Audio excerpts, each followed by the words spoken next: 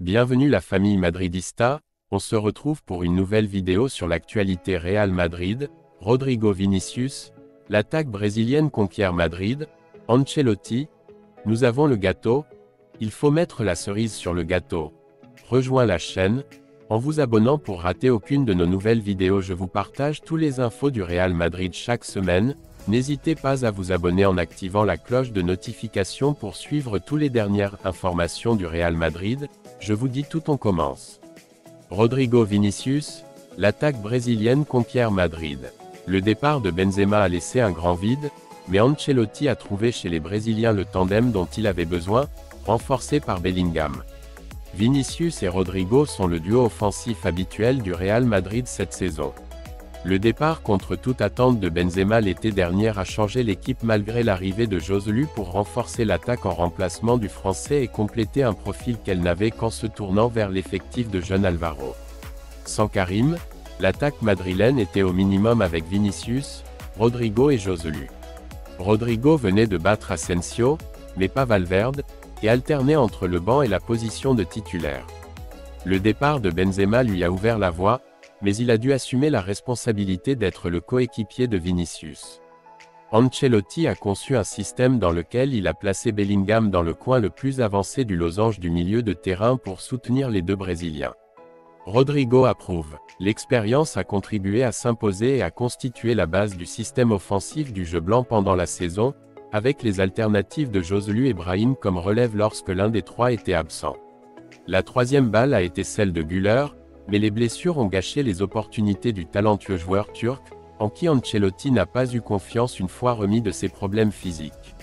L'équation offensive s'est réduite à l'attaque brésilienne, qui est peu à peu devenue un incontournable de la conquête de Madrid.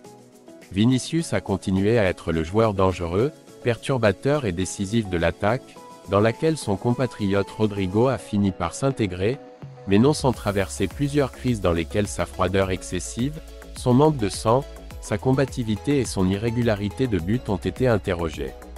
Vos données. Rodrigo a avancé en faisant preuve de force mentale pour surmonter ses défauts et devenir le compagnon de voyage de Vinicius, et encore plus quand Ancelotti a reconnu son droit de jouer parfois là où il est le plus mortel, l'aile gauche. La contribution à l'équipe est fondamentale. Ils ont joué 22 matchs ensemble, en ont gagné 18 et en ont perdu 1, 4-2 en coupe contre Latte. Madrid. Avec eux comme titulaire, Madrid a marqué 59 buts, soit une moyenne de 2,6 par match, soit 0,4 de plus que le total, 103 buts marqués en 45 matchs, 2,2 par match. À eux deux, ils ont marqué 36 buts, 35% de l'équipe, 18 chacun, et totalisent 17 passes décisives, 10 de Vinicius, dont 3 à Rodrigo, en recevant 2 de son coéquipier. Cela signifie qu'ils ont participé à 48 buts au total, ce qui porte la moyenne à 46,6% des buts du Real Madrid cette saison. Ils seront à nouveau en couple dans la classique et Barcelone devra être particulièrement prudent avec les deux Brésiliens, qui marquent des buts cette saison.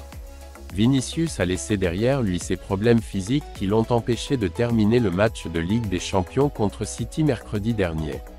Il est en mesure de jouer et de former à nouveau une paire avec son compatriote et escorté par Bellingham. Ancelotti, nous avons le gâteau, il faut mettre la cerise sur le gâteau. Le Barça est très compétitif et un classico est toujours un match serré et équilibré. Ils sont très bons, mais pour nous, c'est une opportunité de nous rapprocher de la Ligue.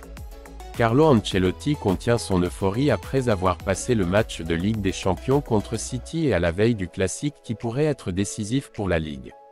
Ils sont proches mais, ils n'ont rien gagné, ils doivent mettre la cerise sur le gâteau, dit-il, et ils doivent avoir cette cerise sur le gâteau en Ligue contre, une équipe de Barcelone qui est très, très bonne. Guillemets double. Il reconnaît qu'ils vont arriver physiquement faibles, comme Mendy qui avait besoin d'un jour de repos en plus. Il ne s'inquiète pas des critiques de ceux qui soulignent le bus qu'il a installé à l'Etihad avec une réflexion concluante adressée aux supporters anti-Madrid, je n'ai trouvé aucun de nos fans tristes. Nous récupérons bien mais, il y a des joueurs comme Mendy, qui ont besoin d'un jour de repos supplémentaire. Il sera dans le groupe et je vais essayer d'avoir la meilleure équipe possible, dit-il, et il apprécie qu'on lui pose une question sur le classique après une batterie de questions sur ses joueurs. Le Barcelone est un adversaire très compétitif. Un classico est toujours un classico, un match disputé et équilibré. Ils sont très forts, mais pour nous, c'est une opportunité de nous rapprocher de remporter la Liga. Nous sommes conscients des difficultés, car le Barcelone est très fort.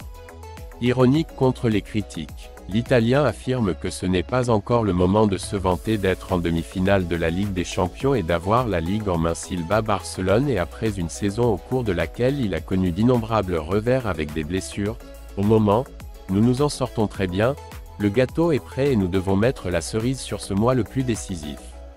Nous avons récupéré Militao, Courtois, il ne manque que Alaba.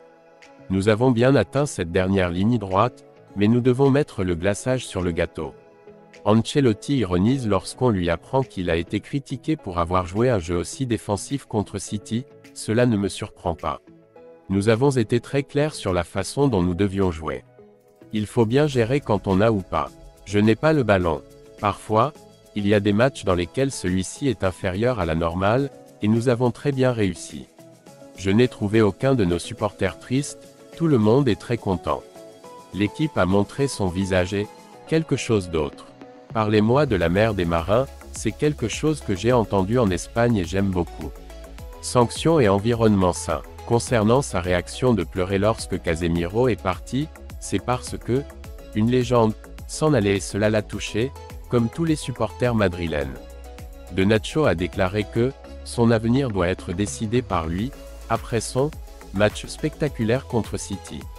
Il a expliqué comment ils ont choisi les tireurs de l'Etihad, dont Rudiger qu'il n'avait jamais vu tirer sauf lors du dernier entraînement. Il est très important de parler aux joueurs et de choisir ceux qui ont été les plus convaincus sur le plan émotionnel.